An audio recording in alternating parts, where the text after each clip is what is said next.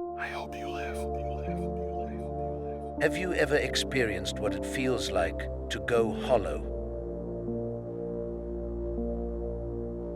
It's almost as if you've lost your identity. You begin to fade away. Life just passes by in front of you, and sometimes you wonder why you continue with this never-ending cycle of repetition. You feel like you're moving on an invisible track that you're obliged to follow. Indifference crawls into your heart, while passivity determines the outcome of any situation you might find yourself in. Some days it's almost as if you were caught in a snow globe, and the only thing growing there is the distance between you and the world outside. Very often this mental state is caused by past trauma that has not been processed. Such a state of apathy is rooted in severe depression. The solution to this conflict is simple, but not easy. It requires us to search for the reason why we've ended up in such a miserable place. Then we have to acknowledge the fact that we're responsible for where we go from here. This apathy is like a parasite that drains us of anything related to joy and excitement. Instead, we're left with only numbness. And we don't even care. Not anymore. We will soon realize that this is just a sign to realign. Have you ever considered existence itself as a burden rather than a gift? And everyone else seemed just fine with the fact of being alive without ever second-guessing it. But you just couldn't help it. You couldn't permit these emotions to arise within you. Because you've been conditioned in a way where you expect something bad to happen soon enough. A moment of bliss is short-lived. So why bother in the first place? Something or someone may have taught you that no matter how lucky you are in the present moment, it'll all vanish within the second. This moment has passed. This point of view evokes a certain kind of thought pattern. Whatever you avoid to feel cannot be destroyed. You cannot be hurt. You found a way to become invincible. You can at least avoid some of the things existence made you feel in the past. You may look at the abyss and even find comfort in it, because the deepest chasm is shallow compared to what lurks in the heart of man. And the next mischief is already around the corner, waiting in line. It has proven itself many times to be a constant we can count on, so we brace ourselves for an invisible threat. We expect the worst case in any situation. This type of thinking is a vicious cycle, a downward spiral we need to leave. It may have given us shelter and maybe even comfort, but it's nothing more than a hideout. It is a prison we can indeed escape from, if we can manage to develop emotional discipline. It must be mentioned that being prepared is an amazing tool for as long as you're not suffering from it. That's why you have the ability to control and change your thoughts. Otherwise, you'd be stuck in this limbo. There are many forms of trauma that can cause such a state of indifference. The first thing we need to do is getting a clear picture of what it is that locked us into that cell. What is it that put us in shackles? Rarely is it the case that it's just a lack of interest in things. More often it is rooted in a chain of experiences, an event we had to endure, maybe over and over again. Subconscious conditioning was taking place. Most likely it's something someone did to us or something that has happened to us. We may not be consciously aware of it, but we continue to let it influence us, as if the reality it forced us to live in wasn't enough already. We nourish it and let it flourish. A seed that reflects the very essence of our perception. But there's a cure. The process of erasing our negative programming will begin with the acceptance of our past mistakes. Sometimes it's literally nothing more than a syntax error within a code. Other times we need to delete and rewrite a whole section of our program. We just need to make sure that this time we customize the program according to our will.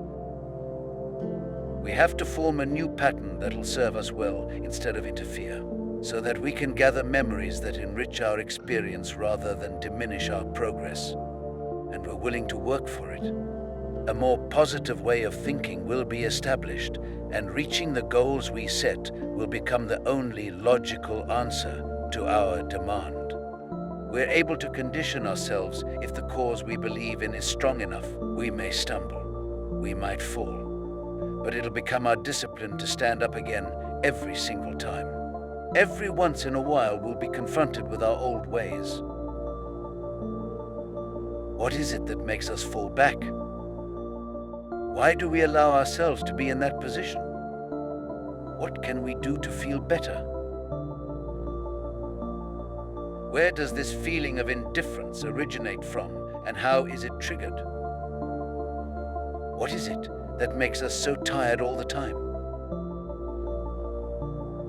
Truth is that if we fall back, it's because we feel unable or ill-prepared to bear the responsibility. We cannot blame anybody else. We can only realize who we allow to keep us in prison. And once we do that, we will welcome responsibility, because only then we're able to regain control. It's just a matter of how bad we want to leave this place of apathy behind. While we're on autopilot, life dwindles. It's like we're running head-on into a foggy forest without even thinking about where we want to go. And when we finally come to our senses, we're already caught in the midst of this dense fog. This is the situation we're in, and we need to find our way through this mist. Why do we permit ourselves to be utterly controlled by outside forces? Why do we choose to react instead of act? The path may be right in front of us, but we must proceed with caution. We don't want to be deceived by our thoughts and the emotions they trigger. Not again. In order to handle the situation well, we must be aware of our conditioned thinking patterns. We need to know why we feel what we feel the moment we feel it. With emotional discipline, our mental endurance will become like a shield. Neither sword nor arrow can hurt us if we just firmly put our shield to use. Insecurity and indecision will be gone. With courage and discipline, we will move on, not because we have to, but because we want to. The cure has always been within you, even before misery threw you into a cell. It's up to us to decide if we want to eke out a wretched existence or go and do something that'll make this life worthwhile. This responsibility cannot be taken from us. We ran into the forest and lost orientation. But whatever forced us to run straight into misery does not control where we go from here. We have to go where our fear is waiting for us. By doing so, we step outside of this void into something new. But we are in control. We need to change, and there's no power in the world that can do this for us but ourselves.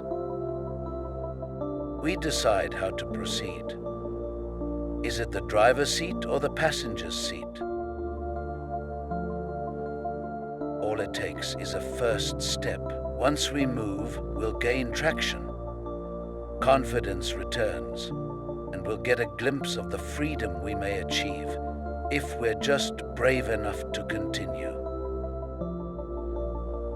God helps those who help themselves.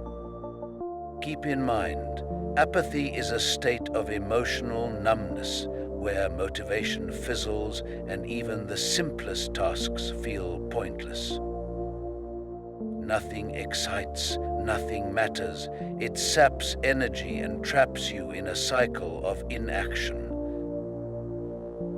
Apathy isn't laziness, It's a signal something's off. Momentum builds from action, not feelings. Set clear, achievable goals to regain a sense of control. Connect with something that sparks joy, even faintly. Move your body. Exercise releases endorphins that can jolt you out of the haze and serve as motivation in the long run. With time, you'll find yourself in an altered state, according to the vision you have in mind today.